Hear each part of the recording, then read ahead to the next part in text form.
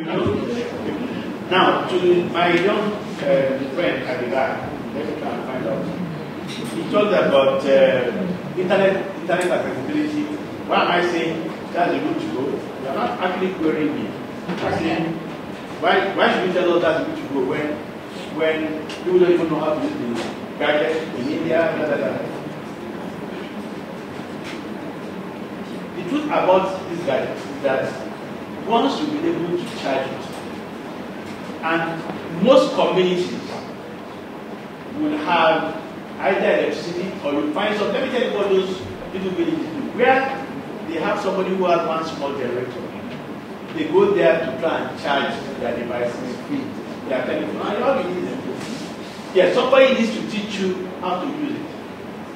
I agree. But can you imagine it creates opportunities for all these telco companies? It's being innovative. You know, I was talking about what's the difference between an Airtel and an Etisalat. If an Etisalat, because I can tell you in my head today, if you say to me, which is the network that is youth-friendly and connects with the youth, number one, I'll tell you it's Etisalat. Otherwise called Etisalat. You know, it connects, you can see that it makes a deliberate effort and connect. And I suspect that if you talk to some of the other players, they will tell you that they are losing market share in that segment. Don't forget, I don't know what happened, but I'm telling you as somebody who observes things that happen. Alright?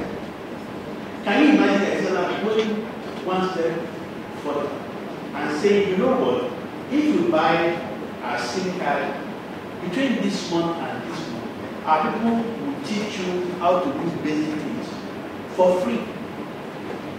I'm not saying it will, but just imagine one network doing that. Sorry? I don't know. I'm not too familiar with that. Maybe people like you, but old people like us don't know. But I'm just saying that just imagine. It's an added service. Just see the guy how to read basic things. You know how to send the text, how to, if the thing is email enabled, how to connect with email. You know, just imagine what's going to happen. And before you know it, I mean, if you look at the number of illiteracy in India compared to the number of illiteracy in Nigeria, as per the number of population that both countries have, India has more illiteracy than we do. Fact. So there is no reason why we should be at a disadvantage. But as to whether this is the future, there is absolutely no doubt in my mind. You know, and that is what we need to use as people in the communication, marketing communication. That is, I mean, from the figures I read out to you, you can see even in developed markets. Because, quite honestly, look, you're beaming some information to somebody, a radio commercial. You know, we used to say to ourselves, oh, the only way you can reach an illiterate or somebody is using radio. We used to say that. Alright? But what we haven't factored in is the fact that these people that we normally, you know, that we used to reach, X% of them now are on Okada. That's what they now do for years. Alright? That even those who used to go to the farms and all that, when you go to, they don't go to the farms anymore. You know? If the man is busy selling the child card, you can't be selling the child card and looking at and listening to radio and it's not possible. So maybe radio is not even delivering the numbers that we thought it used to deliver. Things are changing. So what do we need to do? So if this guy is selling a child card or we're doing whatever, is there some way that we need to find some other avenue of it? It may also be even human beings that are doing the communication. So all I've said here, please let me say something here. I have not come here to say these are the things you must do. I'm not just saying that these are things that you also need to consider along, because the picture that I see, taking global experiences into consideration, I think that this one, and some of the other things I said, will play such a critical role to journalism. Yes, why are Atlantic agencies independent? You know, it's a very interesting question. I wish I knew. But the good news is this, you know, it also happened, there's something about it many years ago. We used to hear about Madison Avenue.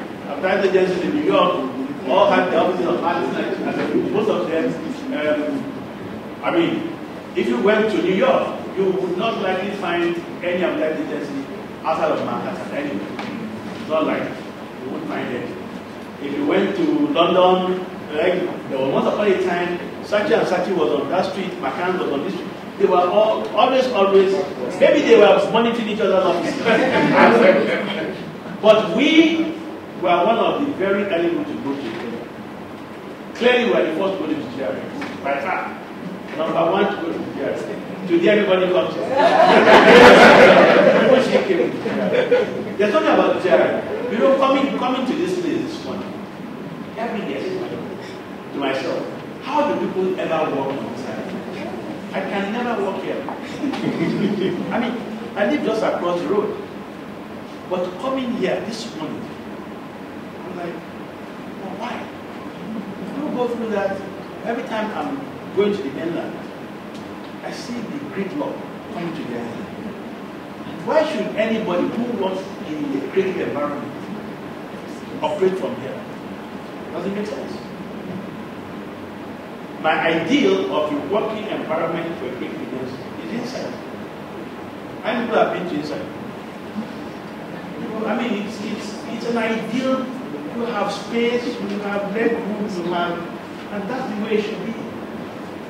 You can't. There's no way you can think properly if you are wanting to get to work. In fact, you spend 3 hours in traffic, and then you get there. The next 1 hour, you can't settle down. Your brain just can't work. So I think that's why people went to catch up. So the 10 people to catch up.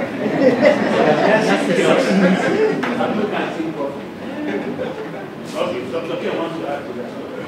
And when he wanted to join the Africa, to come to the Ghana, he went to the wrong side of it. No question. Thank you, sir. Thank you, Chairman. Let's look at the economics of professional industry. Now, when I wanted to join this industry 18 years ago, the last company I worked for was in Beer. And I asked the same question that, you know, I was then doing, we were putting it right away and inside. And I remember the chairman said the first time 18 years ago, he said, my friend, I think you do advertise when you're on the gate. Now, professional industry, there's something we call nearness to raw. When the chairman talked about storytelling, in the Igbo adage, you generally don't talk about the Igbo program, means that you cannot pick an object and stay far away from it. I wanted to give Joe, for example, out from there, so that they will connect. And you know, in advertising, there's only one connection. So, if you look at the advertising spend generally, and assuming it is 100 million naira, you ask yourself what contributes to this, you find out that over 80% of it come from FMCG. And not financial services. So most financial services are where? In Korea and Thailand. But these FMCGs, where are they physically located? So if you must locate your farm, I mean your meat processing company, you have to locate it close to the farm, isn't it? I think that's the economic reason for it. There's Guinness, there's Unilever, there's Nigeria Breweries, there's Nestle, they have to be so thrown away. It doesn't make sense if these companies that contribute 80% to this are somewhere close to you and you are, for the sake of posing, it doesn't make sense. You do that, the deal will work it out. And companies that have tried it